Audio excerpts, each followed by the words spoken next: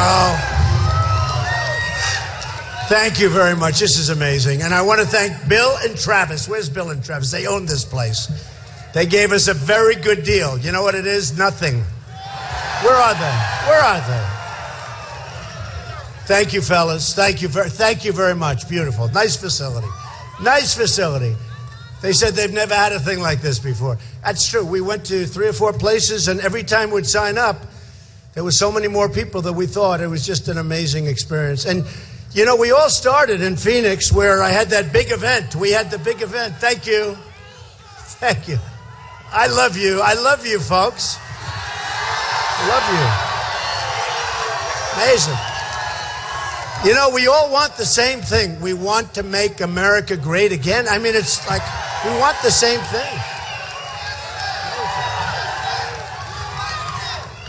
Last night, I'm sure nobody watched the debate last night, right?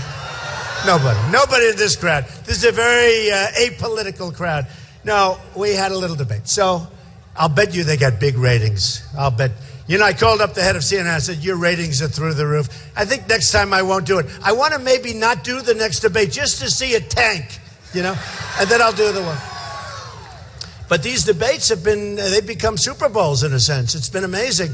Do you know that last cycle, no network even wanted the debates? They were considered a wasteland. Nobody watched. They had very few people watching.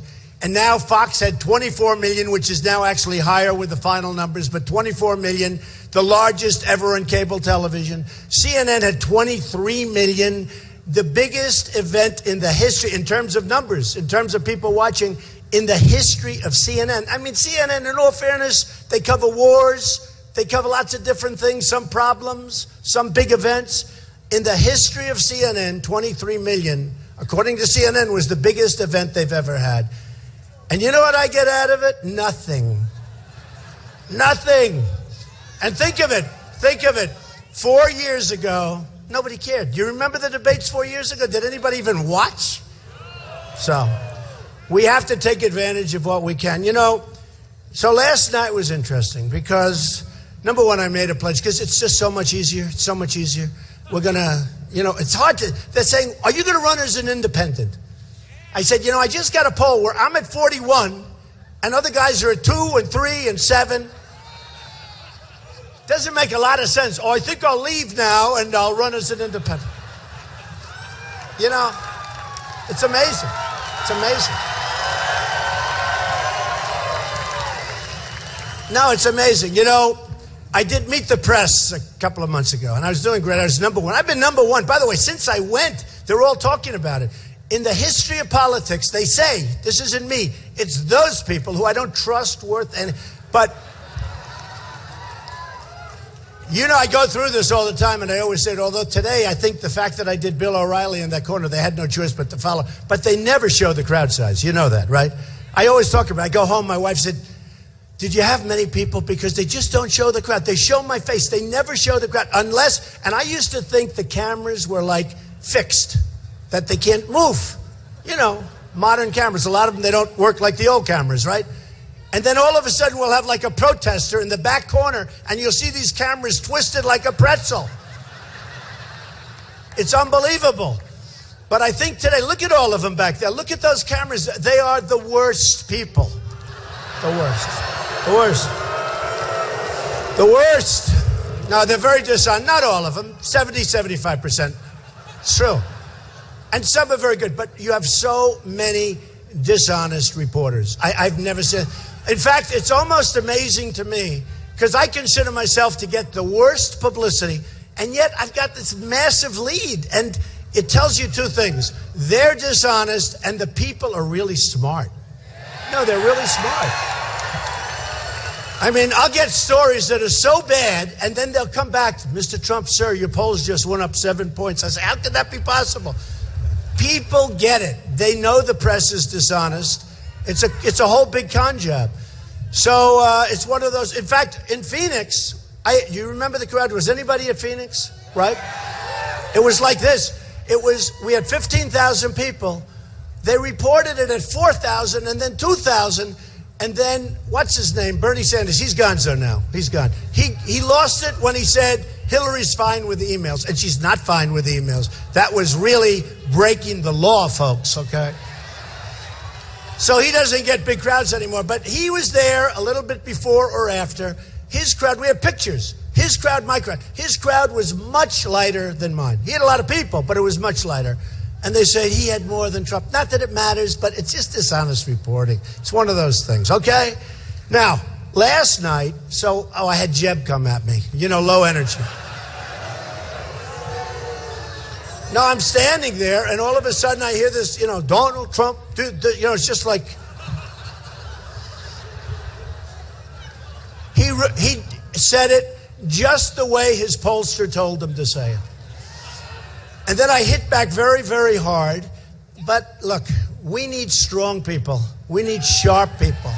We are being killed. We are being beaten by everybody. We're not winning anymore. And I finished up by saying, we aren't winning anymore. We don't win on trade. We don't win against ISIS. We don't win with the military. Our vets are being mistreated so badly. It's horrible. Horrible. So I just want to go over this. So here we are. Ready? Really? They're complaining. Actually, don't complain. You're going to be the only ones that anyone's going to see on television tonight. In a certain way, they have the best location. You'll be happy tonight when you're watching yourself on television. So last night, they do all these polls, and it's great. They poll everything. It's amazing to me. The candidates go out and spend hundreds of thousands for pollsters, right? I don't. I got a lot of money, and it doesn't matter. I have like unlimited campaign. And yet, now think of this. So Jeb Bush, to this point, has spent over $40 million for ads. He's at two. Donald Trump, till this point, has spent $211,000. I don't even know why I spent it. I think I wanted to give some... No, it's true. And I'm at number one by a lot, by 27, 30 points. I'm a lot. So think of it. Wouldn't it be nice if we could do that for our country? Think of it. So I spent the least, and I have the best result. Unlike our students, where we're number one in the world by far in terms of cost per pupil, and we're number 28 in the world, okay? You're right. I think I like that guy, right? But no, think of it, because it's like the reverse. So I spent the least. Now I'm going to spend a lot of money, but I was going to have spent up till this point $35 million. I thought I'd need to spend, what do I know? And these guys, as much as I can't stand them, they give me all this free publicity. No, it's true, right? If I put an ad on, people would get sick. They say, oh my God, we had the whole program and now we have ads. Please don't put the ad. We actually call networks, please don't put that ad. They cover you for a full hour. And then every 12 minutes they have an ad for Trump. No, it doesn't work. So I was going to have $35 million spent up literally right up to this point. And I've spent nothing. I haven't spent anything. But we're ready to spend. We're ready to spend. And we're going to spend a lot. And I think we're going to win Iowa. We just came out where we're leading in Iowa now, which is a great place. But this I love because this just came out. Drudge. Now this is with 15 people, right? Drudge is great. How good is Drudge, right? Great guy. He's a great guy. So they do these online polls where they have hundreds of thousands of people. So they vote. Somebody would say, oh, well, they're not reliable because maybe Trump voted. They have hundreds of that. Do you think I'm going to have my people sit there and make hundreds of thousands of phone calls? And then they don't report it anyway if I win, because if I win, they don't report it. They have these guys like George Will. You fall asleep listening to this guy. George Will. If he didn't wear the little spectacles, he wouldn't even be bright. Nobody would think of him as... This is George Will. I got to tell you, Krauthammer is terrible. He is so unfair to me. He is the worst. He is the worst. And I'm not allowed to criticize him, so I'm going to be very nice. Krauthammer, he's terrible. He's terrible. You have a guy named Stephen Hayes. I've never even heard of this guy. When my name is mentioned, it's like he's a boiler. He goes crazy. Now, part of the reason is they all said I was never going to run, right? And then I ran. Then they said, well, he'll never file Form A. That's basically a single page where you sign your life away. And I went like this, let's go. Boom, I signed. Then they said, well, maybe he's not as rich as everyone thinks, and he'll never file his financials. And if he does, he'll file them in 2 years from now, because you're allowed a lot of extensions. I filed them ahead of schedule in less than 30 days, okay? Almost 100 pages. And the press was down there. They said they'd never seen anything like it. They were scouring those things. Believe me, I wouldn't be running unless I was really rich, because they would have killed me. And by the way, you haven't read one report. Bad. I built a great company. I built a tremendous company. Very little debt, tremendous cash flow, the best assets. And the only reason I say it, I'm not saying it because it sounds terrible in a certain way. I don't want to brag, but that's the thinking we need in this country. We have $19 trillion in debt. We have $19 trillion in debt. We built a $43 million gas station in Afghanistan, and it doesn't even sell the right gas. Okay, 43 million. Do you think you could have built that gas station for slightly less? No, you look at the things, the money, we spend $1 billion to build a hospital. You could build 7 hospitals for that. We could take care of our vets for money. We have such stupid people leading us. I used to say they're incompetent. I didn't want to use the word stupid. It's too crude and too tough. They don't know I went to an Ivy League school. I'm really like a smart guy. My uncle was at MIT. He was a professor for years. They didn't believe it. They went and checked Dr. John Trump. I actually think he was there for 5 decades. MIT, he was one of the great engineer scientists. And, it's like really good stuff. But when they talk about us, they talk about us like, do we know? Let me tell you, these are the smartest people. These are the people that made our country great originally. These are the great people. These are the great people. And we're going to take our country back, and we're going to turn it around, and we're going to run it smart. We're going to run it smart. We give $150 billion to Iran. Listen to this, and this I just heard this morning. So we give $150 billion to Iran. They self-inspect their big site. In other words, where they're making the nukes. Can you imagine you call them, we hear you're making nukes. Okay, well, let us check. They call, no, we're not making nukes there, you dumb son. And then, no, but think of this. Think of this. And then they have the 24-day where they have 24 days. But before the clock starts ticking, you have to go through a whole process. So it could be forever before you get there. And the other thing, look, nuclear is so important. It's more important than anything. And having a deal is good, but we got to make good deals, not bad deals. But another thing, they got 4 prisoners. They wouldn't even get them out. So I've been complaining about this long before they did the deal. Get the prisoners out. 150. So now the deal is done. And what do I hear this morning on television? That we're now starting a brand new separate negotiation for the prisoners. And they want many prisoners that we have over here for the 4. No, don't. Think about it. Think about it. No, think about it. So now they want to start a whole new negotiation that we should have had 3 years ago when this stupid negotiation began. You go in and you say, before we start, we want our prisoners. They say no. We say, that's okay. You leave the room, you double up the sanctions. They call you back within 48 hours, and they'll say, you got your prisoners. Think of it. We just gave them the greatest deal, one of the greatest deals in the history of countries. We made them a powerful, rich nation. They're going to now have nuclear. They don't even have to waste their time making it. With the money we gave them, they can buy nuclear. Why are they going to make it? They can buy whatever they want. You don't think North Korea is probably calling them, help, help, help, we need money, we'll give you some nukes?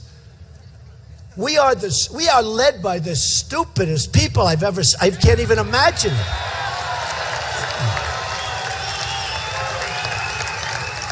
So now, here's the thing, and I can't even watch it. I can't even listen to it. So now they want to do a new negotiation for the prisoners. And all we had to do is say, we want our prisoners back. And you would have had them, and they want a lot. And one of the guys said from Iran, we want a lot. Oh, great, great. It drives all of us. That's why we're here. You know, they used to talk about the silent majority. We're not silent anymore, folks. We're not silent. And Hillary Clinton is a disaster. She's going to be beaten. She's a disaster. Don't forget, her and Obama helped get us into this mess with the migration. Her with, let's go into Libya, let's go here. She doesn't know what the hell she's doing. She wakes up in the morning. I will not say that she puts on her pantsuit because that's what she does. I'm not going to say it. I'm not saying it. I will not say that. She wakes up in the morning. She goes out. She'll go to New Hampshire, Iowa, one day a week or something. Do you ever notice? She'll do something totally staged. She'll pick 4 people. She's always sitting around a little plastic table. There's like 4 people, nice people. I mean, they're hand-picked. Out of 1,000 people, they pick the 4 nicest. They ask her these really innocent questions. And then she leaves and she goes back to sleep for a week. It's incredible. And I'm telling you, I'll tell you what, and the Fox poll just came out, and the Fox poll was very strong that I beat her easily. I beat her easily. And honestly, I mean, look what I did to Bush. I haven't even started on Hillary. I haven't even started.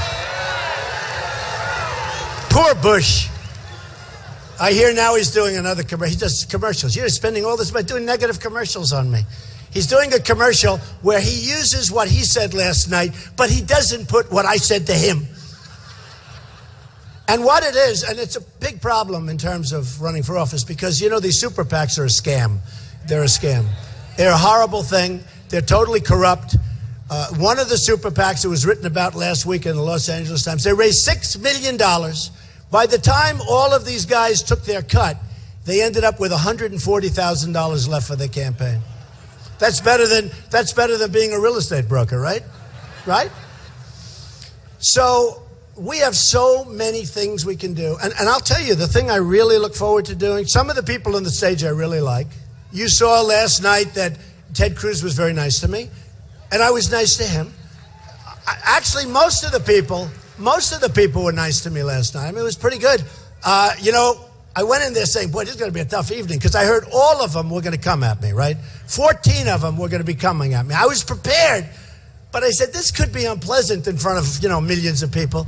And out of the 14, you know, Jeb and I guess Rand Paul, who doesn't have a chance. I mean, what's he doing?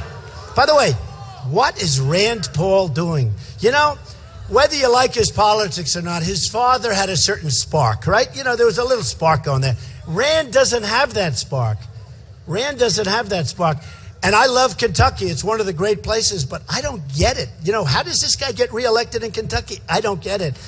I don't know. Is he going to be primaried? Is somebody going to run against him? Because we do want a Republican, but is he going to be primaried or something? But he's a nasty guy. But the father had a spark, and he had something special.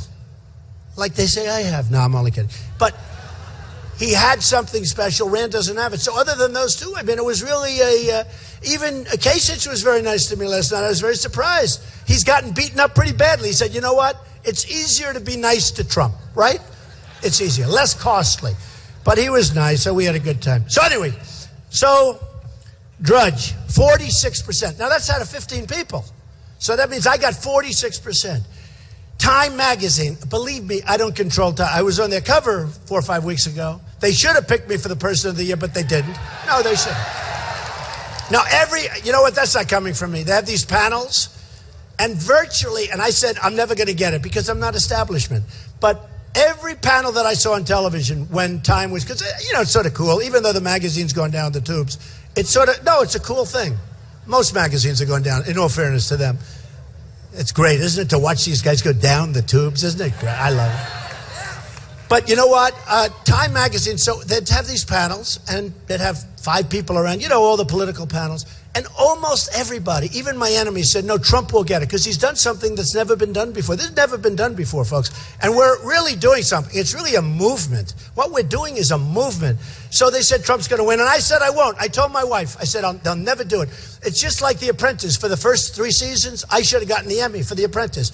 Got the #1, got tremendous ratings. It was the hottest thing.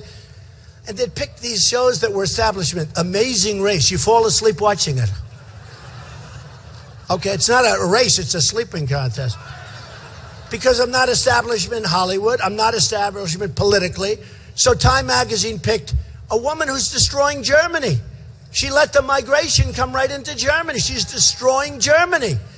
And if I have to work with her in a little while, I'll do just fine. But I'm telling you, what she did is wrong. They should have done a safe zone in Syria, had a big, beautiful, fat safe zone, and stopped all this nonsense. And honestly, if it weren't for Obama and Hillary, you probably wouldn't have even had the migration. They are so incompetent. So then Time magazine, 49%. Slate, 51%. Syracuse.com, 49%. U.S. News and World Report, 69%. PBS, public broadcast, PBS, 69%. This is who won the debate. That's all it is. 69%. The Blaze, well, he doesn't like me very much. That's okay. Who cares? I don't even know who he is. 38%. Not bad. It's my lowest one. Washington Times, great paper, 62%. CBS Philadelphia, 59%. Fox 5 Las Vegas, 62%. That's what it is. I mean, you know. And by the way, I just read every single poll. Those are all the online polls who won the debates. And then you'll watch these guys. Now, in all fairness, I actually did watch. You know, when you're on television, you tend to watch no matter who you are. Hey, I want to watch myself. But I went home and I watched. And I must say, for the most part, even the haters, they said he did well. One or two said, well, I didn't think he had a particularly great night. These people are brutal. But who cares? So one of the reasons we've done so well here is because we are going to stop illegal immigration. We have to. We have to. And if we don't stop it, we don't have a country, folks. We don't have a country. We don't have a country. And you know, I have as big a heart as anybody here. I have as big a heart as anybody. It's like with the migration. Help them. Let's do something. But we can't let them come over, almost more importantly than anybody.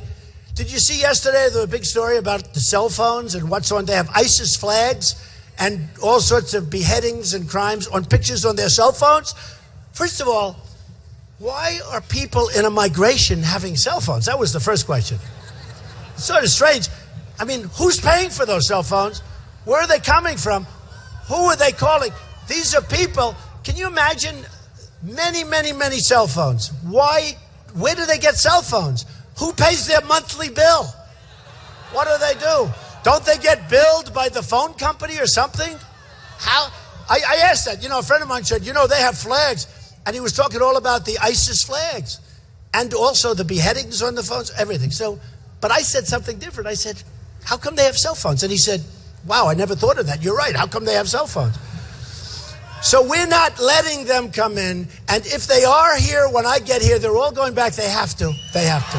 They have to. They're going back.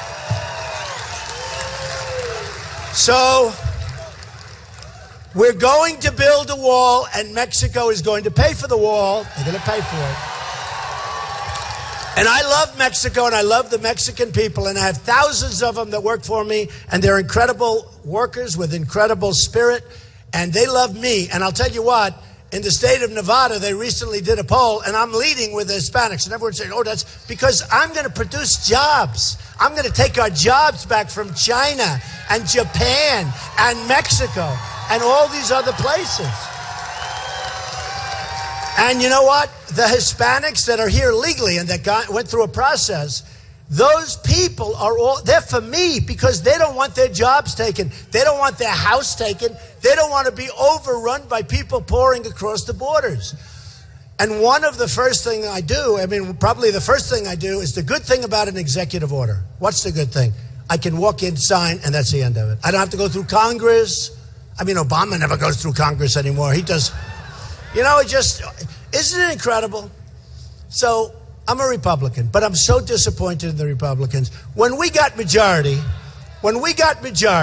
didn't you think it would be different? It's the same thing. It's the same. I tell the story. Some guy or woman gets elected.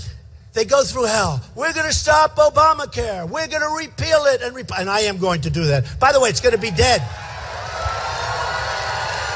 No. We don't have to worry too much. It's going to die in 17, unless the Republicans work out a rescue plan, which they'll probably do if I'm not there, I will tell you. Obamacare is dead in 17. You know, the wrong people are signing up. It's all messed up. Doctors are leaving. I have a friend. He's a doctor. He's a young guy. He's leaving the profession. He said, I have more accountants than I have nurses. The guy's got more accountants than nurses. So anyway, we are going to take care of Obamacare. We're going to make this place. It's going to be unbelievable. And it can go fast. Now, I'll tell you what can't happen. We can't go through another 4 years of this incompetence, this stupidity. We can't do it. We can't do it. We can't do it. So we're going to get rid of that. But the wall is so important. And you know, it does work. All you have to do is ask your friends in Israel. It works. It's really effective. But I mean a Trump wall. I don't mean a wall that you knock over, you kick it through. I mean, let's see, the height of this building. How high is your ceiling here, man? Travis, how high is your ceiling? Because you're talking about a little bit higher than that. Meaning, if you get up there, man, there's no way to get down. Okay. And it's going to be a beautiful wall because someday they'll name it after me, and I want it to be beautiful. It's true. It's true. And it's going to work. And we're going to have people come in. We're going to have a big door, and we're going to have people come in, but they're going to come in legally. They're coming in legally. And we're going to bring our country back. You know, it's really having a huge impact. And, you know, one of the people that I've gotten to know so many people, students and professors and college heads, because, you know, the student debt's a huge problem. We're going to work on that. We're going to work on everything. We got to work on everything. I mean, there's nothing we can't work on. There's nothing in this country. You know, I said last night,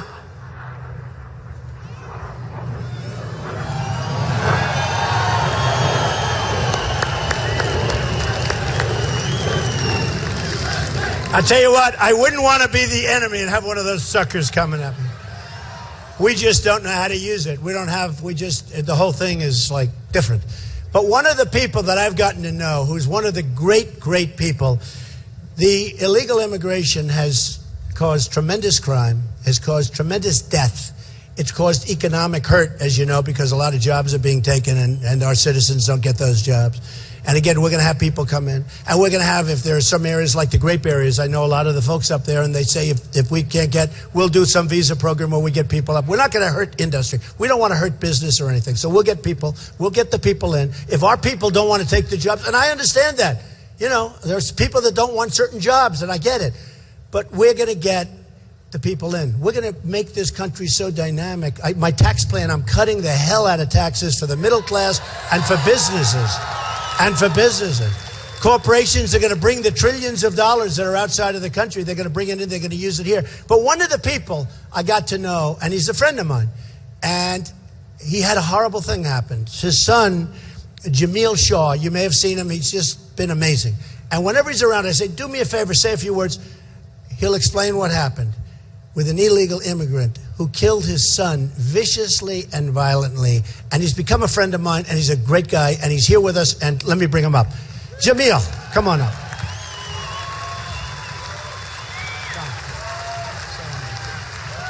Say a few words. Jamil. Hello, everybody. I'll get right to the point. On March the 2nd, 2008, my son was shot dead in the street like a dog by an illegal alien gangbanger, 18th Street gangbanger. He was on his third gun charge. Now, we hear all these people talking about banning guns, but you have a legal alien on his third gun charge, never been deported. He was released. He was in jail for assault with a deadly weapon, battery on a peace officer, and resisting arrest. Okay, they only gave him 8 months in the county jail for that. And then they let him out 4 months early. The day he got out, they were, according to the Sheriff Baca in L.A. County, he said that the Latino gang members, the legal alien gangs, Latino gang members, the shot callers ordered them out of the streets the same day they get out because they don't want them to be rehabilitated. So the same day he got out, he was told to go in my neighborhood, and he was looking for blacks to kill. Me and my son went to a football training in Pasadena, and he was getting recruited from Stanford, Rutgers, West Virginia, Texas. I mean, it was really a beautiful thing, you know. I mean, we did 17 years of hardcore practicing, trying to get a scholarship, and we were there. We had it. We had it. And that day we came home from the training. He asked me to go to the mall, like all our kids do. They want to go to the mall, hang out with their friends. I didn't want to let him go, but I let him go only because the day before he asked me to go to a party. Of course, I said no. And I said, you know why, right? He said, I know, Dad, I might get shot. And he was like, man, Dad, you tripping. It doesn't happen like that.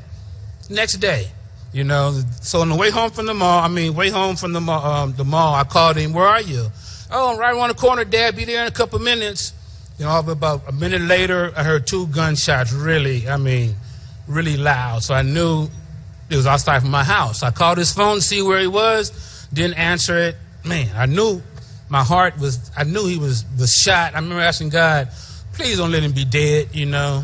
I walked outside, looked down the street, and there he was, laying in the street dead. The legal alien was shot him in the stomach. One of the neighbors saw him walking down the street, and she said that the guy came from behind a parked car. Well, let me go back a second, too. They were in my neighborhood looking for money. The girl that they was driving was a girl driving the car. I never even knew him. She met him while he was in the jail. He gets out. She picks him up, him and one of his friends. They're looking for money. One of the guys said, well, I know a guy who owed me some money. That was my next door neighbor. That's why they were on my street. As they were coming to my neighborhood, they saw my son walking down the street, and they told the girl to pull over. They wanted to kill him right there, you know, because he had on the back Spider-Man backpack. You know, that's what they saw. And she said, no, I'm not going to do that. She kept going, parked right in front of my house. Now, they didn't know that's where he was coming. So he went to the neighbor's house, knocked on his door, and on the way back to his car, saw my son coming. He went, put a hood over his head, ran down the street. One of the neighbors said that he pulled the gun out and shot him in the stomach while he was laying on the ground, according to the coroner, with a 45 in the stomach. You can imagine. 17-year-old kid with a 45 blast in his stomach, that's bad. He was laying on his back, the coroner said, with his hands up, and the guy shot him through his hand into his head and killed him. It was vicious. I heard the gunshots, of course. I ran outside, and I couldn't believe it. Even today, I couldn't believe it. I remember telling him, man, I told you, people are crazy out there. I had just told him the day before, and, you know, our kids don't believe that, you know, and that's why we need Donald Trump. Because Donald Trump is going to make it safe again, you know? Donald Trump is going to make it safe for your kids. My son is dead. I can't fix that. I wish I could. But I have another son, 17 years old. He was 8 at the time. Now he's 17. I told him the other day, man, you know you're older than your brother now?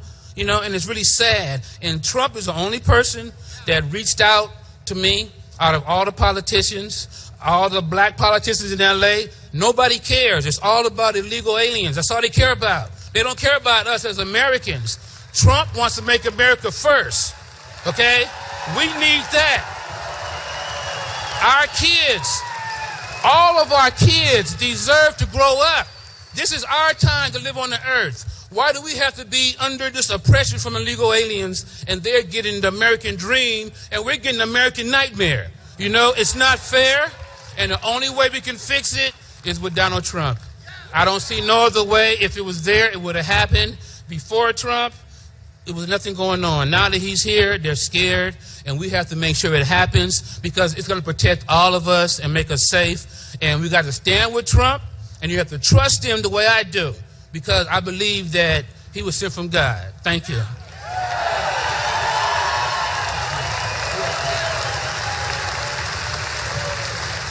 He's amazing. He's amazing. His son, so many colleges wanted his son. He was a good student and he was a great football player. And Jamil broke his hand hitting it on the concrete. He was so upset. And so, you know, you can imagine. He was just a very amazing guy and with an amazing family. He brought some of the members of his family over, his sister and his mother. And it's just, we gave him a ride in that plane. I said, have you ridden in one like that? He said, not yet. But I said, you can ride in it whenever you want. But he is a special man, believe me. We got to take care of our people. We got to take care of our people. So we're going to straighten things out. We're going to take trade back from China. We're going to make money now. Last year, we had a trade deficit of over $500 billion with China. And then we honor China. And we have nothing but problems. They don't do anything with us in North Korea. They have total control over North Korea. North Korea is, we're talking about Iran. Iran, in all fairness, they'll have nukes. Don't worry about it. If I'm president, they won't have nukes. I promise you that. Doesn't matter what the agreement said. I may have to violate that agreement slightly. You don't mind, do you? They will have nukes, unless I'm there. But China, we have tremendous power over China, but we don't know that because we have people that have no business ability. All you have to do is look at the Iran deal, where we give them the $150 billion and all of those things. That's right, the art of the deal. The art of the deal. The man. It's my man over there. Good. I'll try signing that for you. Thank you. But we have to do something. We have to use our heads. So we have $500 billion a year in trade deficit. China. We have way over $75 billion with a B dollars a year trade deficit with Japan. With Mexico, the number is enormous. That's why these politicians, they get up the other day and they said, Mexico will never build the wall. Of course they will. They're making a fortune. The wall's peanuts compared to what they're making. But you have to know they have no business ability whatsoever. And I like them. They have no business ability whatsoever. And some, like Jeb Bush and others, they're not strong enough. They don't have the power. They don't have whatever it takes. They don't have it. And you know what? I don't want to be a nasty guy, but I don't care anymore. We have to get the right people in. I don't care. I don't care anymore. We can't have a continuation of this stupidity, of this incompetence. We can't do it where we have Carolyn Kennedy negotiating trade pacts with Japan. I want Carl Icahn. I want the killers of Wall Street to do it, and they all want to do it. They don't want anything. They want to do it. Their ego makes them want to do it. Some of them actually love the country. And you know what? Some of them are not nice people. Who cares? Who cares? So we're going to take back trade. We're going to take back jobs. You know, we have lost so much. If you look at everybody beats us, but China has really done, and I've been talking about this for 10 years. We're going to take back trade. We're going to take back jobs. And you know what? China's going to like us better than before. And people say, what are we going to do? Because I get along with people. Believe it or not. In fact, they say, you get along with Democrats. That's terrible. I said, I'm a world-class business guy. I have to get along with everybody. I get along with everybody. That's my job. But now I'm running against somebody that's really shouldn't even be allowed to run. She shouldn't be allowed to run. There's no reason that she's able. How is she able to run when Petraeus, his life was destroyed, and he did 5% what she did? How is she able to run? Don't worry, we'll be going into it. We'll be going into it. But we're going to bring our jobs back. We're going to bring trade. We're going to make trade. A friend of mine, I tell this story all the time. He's an excavator. He digs big foundations and structures. He's a tremendous excavator. And he buys a lot of equipment. And he always bought Caterpillar. By the way, look what's happened to that stock. And I was telling this story a year ago. So I predicted it. Just like I wrote about Osama bin Laden in my book, The America We Deserve. I wrote about Osama bin Laden in the year 2000 before the World Trade Center got knocked down. That's pretty good, right? But he's an excavator, and he sees me, and he's very disappointed.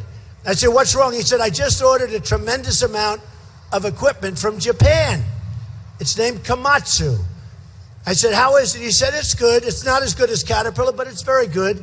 But they cut the yen. They manipulated their currency. I couldn't do anything else. I owed it to myself and my family. I couldn't do anything else about it. And that's what's happening. And I see it. And look at Caterpillar stock. I saw this 2 years ago. Look what's happening to our companies are being decimated by currency manipulation. And we have politicians that don't even know what the words mean. We have a politician that won't even talk about radical Islamic terrorism. He will not issue the term. And how do you solve a problem if you don't want to even talk about it? And I've had friends of mine that are Muslims. I have great relationships with Muslims. I have partnerships with Muslims. And they called me up the other day. They said, not all of them, but they called me up, some very prominent. And they said, you have done a tremendous service. And all I'm doing is, we have to figure out, folks, what the hell is going on. We have some really bad stuff happening. And they called me up and they said, Donald, you've done us a service. You really have done a great service. And I was surprised to hear him say it. But they know much more than we do that they have a problem. And we've got to solve the problem. But you can't solve the problem if you put yourself in a corner and don't want to discuss it. You can't do it. So we're going to solve a lot of problems. We're going to take that trade back. We're going to be tremendous. You know, Ford is building a tremendous plant in Mexico, right? We don't get anything. They're closing plants in Michigan. What are we doing? How does that benefit us? They're going to build in Mexico. Then Mexico's going to make cars, trucks, and parts, and they're going to send them into us. No tax, no nothing. We're like the stupid people. Not going to happen. Nabisco is moving a big factory from Chicago to Mexico. I'm never eating Oreos again. I'm telling you. I'm never eating them again. I'm not eating them again. That kind of stuff is not, we're just not going to let them compete. But damn it, if they're going to do that and we're going to close up jobs and factories, they're going to pay tax when they send that stuff back into the United States. They're going to pay tax because it's unfair. Tennessee was going to build this big plant from a foreign car company. It was all set. The deal was all done. All of a sudden they announced, it's a great state, incredible people. I mean, I have rallies in Tennessee. You wouldn't believe it. All of a sudden they announced it's going to Mexico. It's not going to Tennessee. We're not going to let that crap happen. We're not letting it happen. All right? We want jobs. We're not going to be the people that are led by stupid people, and we're embarrassed to almost. I had a person the other day. It's a terrible thing to say. The person was in Europe. They were embarrassed to say they're from the United States. Can you believe this? Can you believe it? You know, in the old days, my daughter was telling me this, Ivanka. Anybody hear of Ivanka? Yes. She's a great person. But she said, you know, Dad, in Europe, when she was in Europe as a little girl, she said a lot of things were made in the USA. They'd say, made in the USA. And that was quality. And I remember it, and some of you remember it. Made in the USA. And if it said made in Japan, that was cheap stuff. That was junk, right? Remember? If it had a made in Japan label, it was garbage. Now it's like, you don't see, I don't even know if we have signs that say made in the USA. I haven't seen this. Do they use that sign anymore? And she said in Czechoslovakia, which was communist, they would take a dollar bill and people would scotch tape it to the windshield of their car because they were so amazed and so proud of America. They just wanted any symbol, and they'd take dollar bills and scotch tape them because they had, I guess the word's not pride, they had respect for our country. We don't have that anymore. We're not respected by anybody anymore. That's why we have crowds like this. Look, everywhere I go, I have crowds like this. Everywhere. Everywhere. We have the biggest crowds by far because there's a movement going on, folks. This isn't just like, let's go and have a good time. Somebody said, oh, Trump's a great entertainer. That's a lot of bullshit. I'll tell you. We have a message. We have a message. And the message is we don't want to let other people take advantage of us. I was saying, we have rebuilt China. We've rebuilt it. You go over to China now, they have bridges like the George Washington Bridge all over the place. That's like a small bridge. All over the place. We've rebuilt it with the money they've sucked out of here. Think of it. Think of it. They take our jobs. They take our manufacturing. They take our money. They take our base. And we right now owe China $1.5 trillion. Can you believe it? It's like a magic act in reverse. It's not happening with me. I have endorsements from incredible people, the people that I want. You know, I don't care if a guy like Jeb Bush never endorses me. It wouldn't bother me at all. I think it's a negative if you want. But I have guys like Carl Icahn, who's a great business guy. I mean, those are the endorsements we need. And those guys have to go and put their genius to work. and show us how great they are. Nobody can beat our business people. We have the greatest in the world, but we don't use them. We use political hacks. We use donors. We use special interests that make deals in order that their companies and their countries are taken care of. That's what we do. So, you know, I'm self-funding, okay? I'm self-funding. I'm putting up my own money. I mean, when I fly in that plane, believe me, it's expensive. I pay for it, okay? But you know what? I'll tell you what. A lot of people, and I didn't think it was that big of a deal, and I had people that said, you have no idea what it, you know, how important it is. I get so many applause. I have turned down tens of millions of dollars, people wanting to put money into this campaign, into PACs. I've turned it down. I actually feel a little foolish. My whole life I've been taking money, give me more money. And I turn it down. And when I go to Iowa and New Hampshire and South Carolina and tell them, like, I'm self-funded, the people go crazy. It's a big deal to them. You know, I had an interesting case in Iowa about 4 weeks ago. I had a big crowd. I said, let me tell you, I feel very guilty turning down all this money. Supposing I took it, and I swear to you, I will not be guided by the people that gave it. They all stood up and started booing me. They didn't want it. And they're right. They're right. So, amazing things are happening. We had 35,000 people in Mobile, Alabama. We had 20,000 people in the Dallas Mavericks arena. It was an unbelievable, and we had like 3 days, 4 days to fill it up. We had 20,000 people in Oklahoma. In Iowa, we have the biggest crowds by many times. And I couldn't say it with all those sleazebags up there. I couldn't say it. Honestly, I couldn't say it. Because they say, oh, it's not true, it's not true. You know, you'd have headlines, it's not true. But I have the most incredible crowds. I go to Iowa, I go to New Hampshire, I go to South Carolina. Unbelievable. It's the same thing. It's this way no matter where we go. And I call it we because it's we. We're all together. It's not me. It's we. It's we. So when I started this journey, as I said last night, it's a journey. It took a lot of guts. I mean, it takes guts to run for president, that I can tell you. But when I started this journey in June, I was really focused on trade and China and Japan and Vietnam. That's another one now. They're doing a number on us. They're taking a lot of jobs, a lot of business. I know more. They're all doing numbers. Everybody's doing a number. We're like the big bully dummy that doesn't know what the hell they're doing. But when I started, it was all about trade, and it was about the border. And because I'm so strong on the border, nobody can be stronger than me on the border. I tell you what, you know, do you ever notice how these guys are all pivoting? They're all weak. They were a member of the Gang of Eight. You know the Gang of Eight? Come on in, folks. Do whatever the hell you want. You'll be a citizen. Don't worry about it, right? Now they're all, and they were all saying, oh, what terrible language with Trump, and what a terrible. Now they're all coming. They're trying to be more and more. They can never get more so than me because, number one, I know how to do it. Number two, Mexico's paying for it. I know how to get them to pay for it. These guys, every one of them said, you'll never get Mexico to pay. For me, it's easy. It's like that CNBC debate where they said, no, we're going to make it 3 hours instead of 2. I said, no, you're not. Everybody said, you'll never be able to negotiate with them. I said, yes, I will. Who wants to sit and watch a 3-hour debate? 2 hours is bad enough. I could debate for 25 hours, but who the hell wants to watch for 3 hours? So they said, you'll never be able to get out of it. I said, yes, I will. I called the head of CNBC. Took me 3 minutes, and we had a 2-hour debate. It's true. It's true. So here it is, folks, in a nutshell. The trade stuff is easy. And I focused on it so much until Paris. To be honest, Paris, not this country, but same thing, Paris.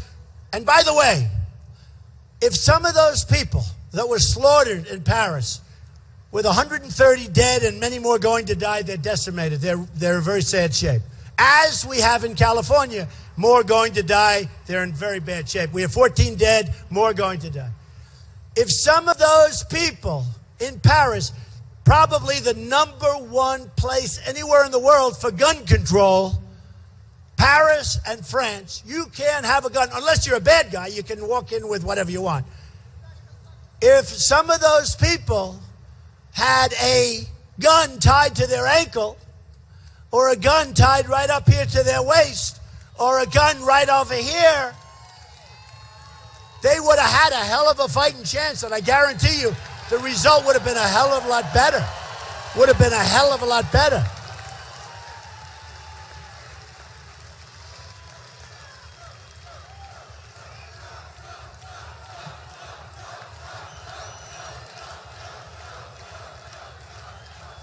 I mean, it's incredible. You know, you talk to some people, especially me, I come from liberal New York City, everything's Democrat inside, and they say, oh, gun control. But I said, supposing, and I'm talking with very smart people, very successful people, but they're, you know, for gun control. And I'm the exact opposite. I think they're so great. So you debate them, and you just bring up those examples. And they know they can't win the debate, but you don't change their mind. You don't change their mind. Second Amendment has to be preserved and strengthened, but it has to be preserved. We cannot let them take that away from us. And believe me, there's a movement to take it away, and now their new movement is bullets. They want to take bullets away. If I become president, believe me, you can relax. Nothing's going to be happening, okay? Nothing's going to be happening. Just quickly, Common Core, we have to bring our education back locally. We'll save a fortune. We want the parents like you and you and you. I see it. I see it in your eyes. We want the local people to take care of their kids' education as opposed to bureaucrats in Washington. When I see guys like Bush and others that are for Common Core, it's just a way of taking care of your friends. What that is bureaucratic nightmares. They have people couldn't care less about your children. I mean, maybe some of them do, but a lot of them really just care about how much money they're going to make a month or a week. And we're bringing education back locally. I told you before, we're number 28, and we spend more per pupil by far. Number second isn't even close. So obviously it's not working. So we have a lousy educational system. We're going to change it. We're going to bring it local, and it's going to be great. And it's going to take place like immediately. It'll go quickly. It'll go quickly. So it's so important. So just in finishing this, we're bringing back our jobs. I can do that so easy. It's changed a little bit since Paris and since California, where a lot of the polls that came out, they say Trump is number one on security. Trump is number one on terrorism. And you know what? By far, it's like, you see the numbers. I get these massive numbers on terrorism. Like everybody wants Trump for the protection because they know I know what the hell I'm doing. And it's not political, and it's not politically correct, but it's really correct. It's going to save everybody's life. I had a thing last night. I talked about the internet.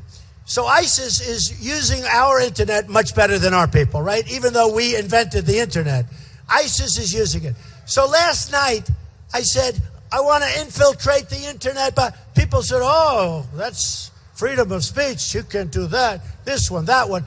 We need security. I said, wait a minute. This is ISIS. They want to kill you. Well, we don't know about.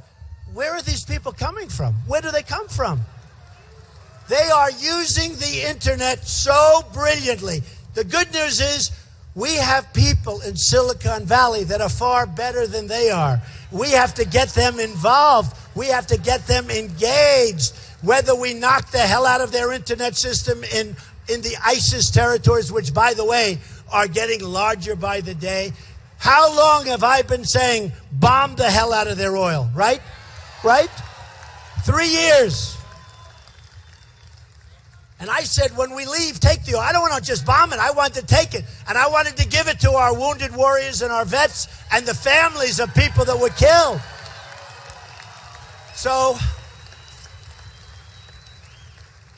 we're going to make our military so strong and so powerful that nobody's going to mess with us, and we'll never have to use it. It's going to be cheap. We'll never have to use it. Don't forget, I was against the war in Iraq, and you see that. They go back to 2003 because I said you're going to totally destabilize the Middle East. I was against it. We're going to make our military so strong. We're going to take care of our vets. We're going to take care of them. They're treated horribly, and it's never been worse. Hillary, 3 weeks ago, said, actually, the vets are treated very well. Then she had to recant her statement. No, but is that true? 3 weeks ago. We are going to take care of our great veterans better than ever, and we put in a plan, and everybody loves it. We're taking care of our vets. We're getting rid of Obamacare. We're going to come up with something that's great. And I will tell you, I just hope you go out and vote because, you know, we have a little structural problem where the Republicans have a disadvantage at an election. So unless it's going to be a movement type of event like I think is happening, where we can actually run the table on them. But unless it's going to be something like I see happening, I mean, look at you in the middle of a day. You don't want to be, you're sitting in a hangar with thousands and thousands of people. Something is going on, and it's beautiful to see. Ladies and gentlemen, we're going to make America great again, better than ever before. I love you. I love you. Thank you. We will make America great again.